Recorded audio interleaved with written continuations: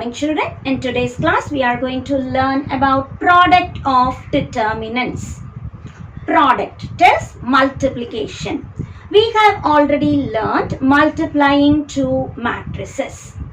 When can you multiply two matrices? If number of columns in the first matrix equals number of rows in the second matrix. In determinants, it must be either second order or third order. Maximum we are doing that. So in second order or third order, I say if A and B are of same order, determinant AB is determinant A into determinant B. Now how do you multiply two determinants? In matrix we do rows by columns. But in determinants, I can do row by row, row by column. I can also do column by column and column by row. What I mean, in a determinant, I can exchange. That is, I can interchange rows and columns. The value of the determinant is unaltered if I interchange rows and columns. So, in multiplying determinants, I can do any of the operation. So, it is good that we mention which type of multiplication we do. Whether row by row or row by column or column by row or column by column. In matrix, there is only one method, that is row by column. But in determinant, there are four methods. You can adopt any of this.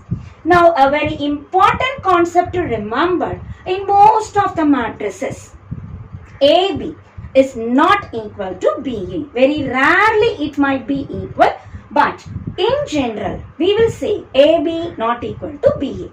But in a determinant, since determinant is not of order, but only a number, remember, matrix is an arrangement, whereas determinant is a number, is a value.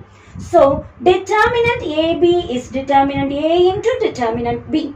What is determinant BA? Determinant B into determinant A. So, when I multiply the values, whether it is AB or BA, it is going to be one and the same. So, remember, in a determinant, determinant AB is equal to determinant BA. Now, with determinant, we have a very famous result regarding cofactors. Suppose I consider determinant A as A1, B1, C1, A2, B2, C2, A3, B3, C3. And I write determinant of the cofactor matrix. That is, every element I replace by the cofactor. So, small a1, I hide the row, I hide the column, I find the minor. Put the symbol plus. So, cofactor tells me signed minor. How do I get minor? If I want for A1, hide the row, hide the column. Find out the determinant value and write it. So, every small letter I replace as capital A1, B1, C1, A2, B2, C2, A3, B3, C3. So, this is the determinant of the cofactors. And I want to say determinant of the cofactors is determinant A the whole square. When it is a third order determinant, my answer is determinant of the cofactor is determinant A square. Now, this result we need to prove, as well as we use in objective type questions, a very important result regarding determinant and determinant of cofactors. In the previous exercise 7.1, we already learned a problem using cofactors. An element into the cofactor of any particular row. If I take row 1, A1 into the cofactor A1, B1 into the cofactor B1, C1 into the cofactor C1. So, if I have the sum of the cofactors and the particular element of a particular row, my answer is determinant A. This is for first row. I can do the same for second as well as third row. Suppose we interchange, that is elements of a particular row, row 1, cofactors of the second row, then my answer is 0. The same idea, elements of second row A2, B2, C2, but cofactors of first row, even then my answer is 0. So remember, the element and corresponding cofactor I multiply and I add for a particular row, I get determinant A. But if I do it for some other row, then my answer is 0. Today, let us do problems based on this property as well as product of determinants. Example 7.31, if AI, BI, CI are the cofactors of AI, BI, CI respectively, I equals 1 to 3 in this determinant, show that determinant of capital A1, B1, C1, A2, B2, C2, A3, B3, C3 equals determinant A square. How to prove it? Let us multiply the two matrices. Determinant A1, B1, C1, A2, B2, C2, A3, B3, C3 into the cofactors A1, B1, C1, A2, B2, C2, A3, B3, C3. As I multiply row by row multiplication. First row by first row, A1, A1, B1, B1, C1, C1. First row by second row, A1, A2 plus B1, B2 plus C1, C2. First row by third row, A1, A3 plus B1, B3 plus C1, C3. This is product of determinants and we do row by row. First row with first, second, third over. Now, second row by first row. It is A2, A1, B2, B1, C2, C1. Second by second. A2, A2, B2, B2, C2, C2. Second by third. A2, A3, B2, B3, C2, C3. Now, third row by first row. A3, A1, B3, B1, C3, C1. Third by second. A3, A2, B3, B2, C3, C2. Third by third. A3, A3 plus B3, B3 plus C3, C3. Remember, if we multiply the elements with the corresponding cofactors, the answer is determinant A. If the numbers are changing, it is 0. Again here also changing, it is 0. Changing, so 0. Same numbers, corresponding elements with the corresponding cofactors, it is determinant A. Third element is 0. Here it is different, 0. It is different, 0. It is same. A3, B3, C3 with the corresponding cofactors capital A3, B3, C3. So it is determinant A. It is a diagonal matrix, or I can say even scalar matrix. When I expand, it is diagonally multiply. Determinant A into determinant A into determinant A is determinant A cube. We started the problem with this is determinant A as mentioned in the question into A1, B1, C1, A2, B2, C2, A3, B3, C3. When I multiply, my answer is determinant A cube. So, if I want only A1, B1, C1, A2, B2, C2, A3, B3, C3, bring determinant A down. I get determinant A cube by determinant A, that is determinant A square, and that is the result to be shown and hence the problem. Question number 5. If cos 2 theta equals 0, determine 0 cos theta sin theta cos theta sin theta 0 sin theta 0 cos theta the whole square. We know the whole square can be written as product of, like determinant A square is determinant A into determinant A. Let us multiply row by row.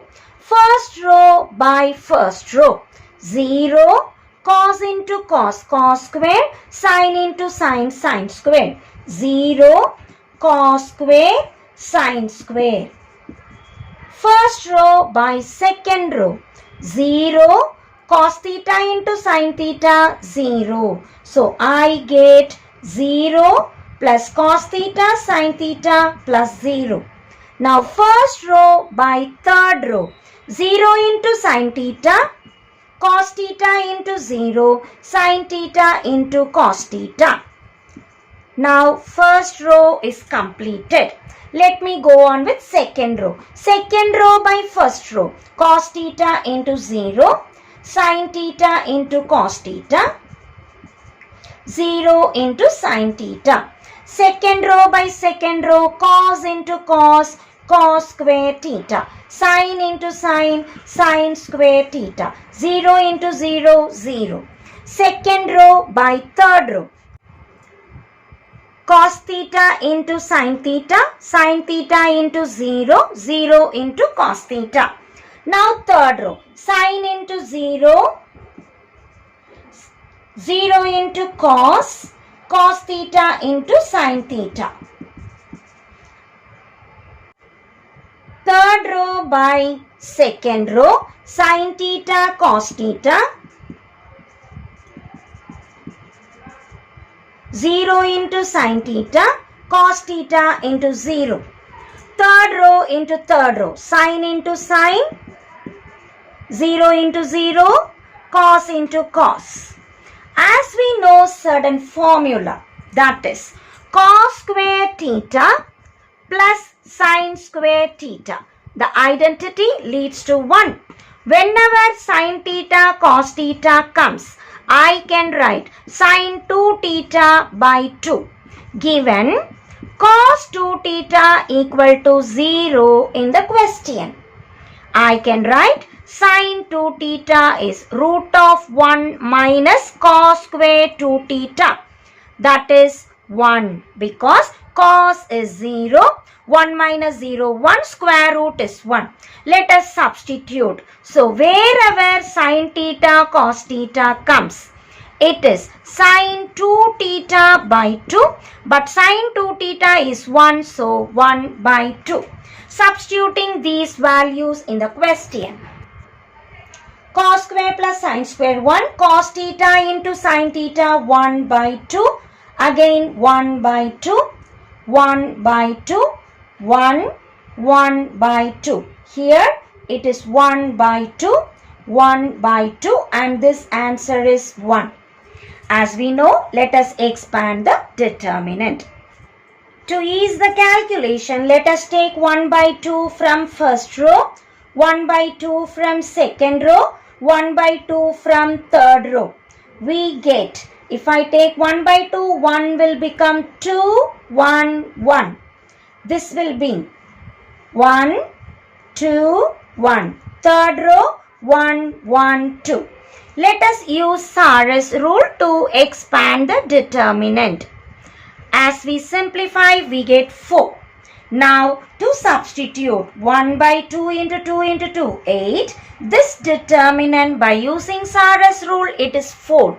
As I substitute 4 by 8 gives us 1 by 2.